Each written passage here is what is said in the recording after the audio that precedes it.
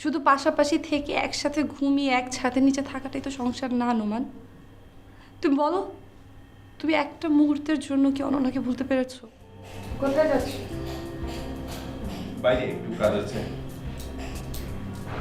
তুমি কি বাইরে যাচ্ছ নাকি অনন্যার সাথে দেখা করতে যাচ্ছ?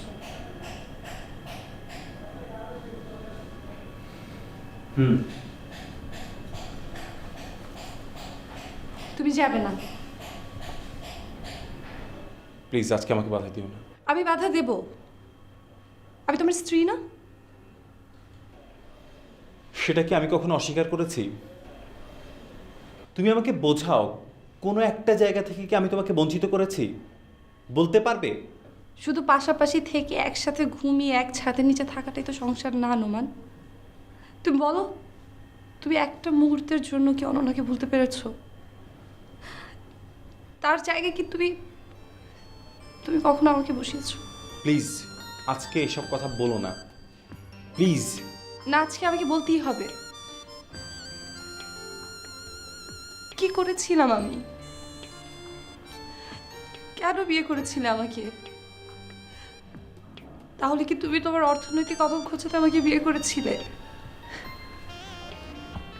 তুমি সবসময় আমাকে সবকিছু থেকে অবহেলা করেছো, সবকিছুতে বঞ্চিত করেছো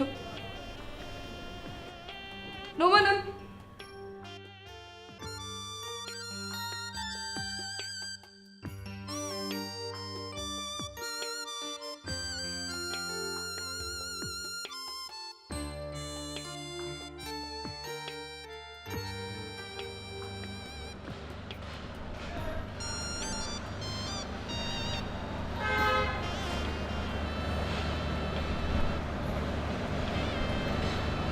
আমি তোমার অনেক ক্ষতি করছি না?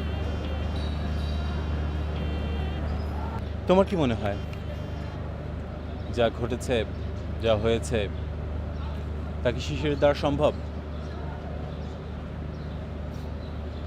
মোটেই না।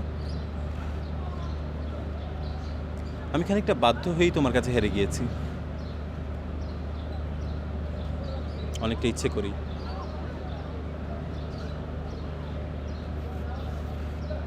কিন্তু বিশ্বাস করো, তোমার প্রত্যেকটা বিজয় আমাকে এতটা আনন্দ দিয়েছে,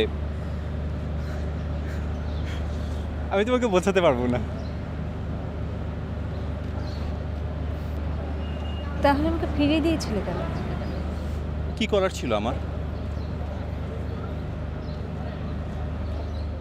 আমি কিছুই ভুলে থাকতে পারিনি, কিচ্ছু ভুলে থাকতে পারিনি।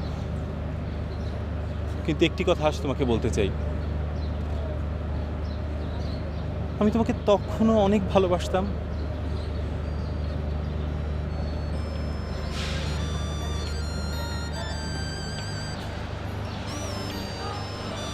আমি তোমাকে অনেক ভালোবাসি। আমার জীবনে আমি তোমাকে অনেক ভালোবাসি।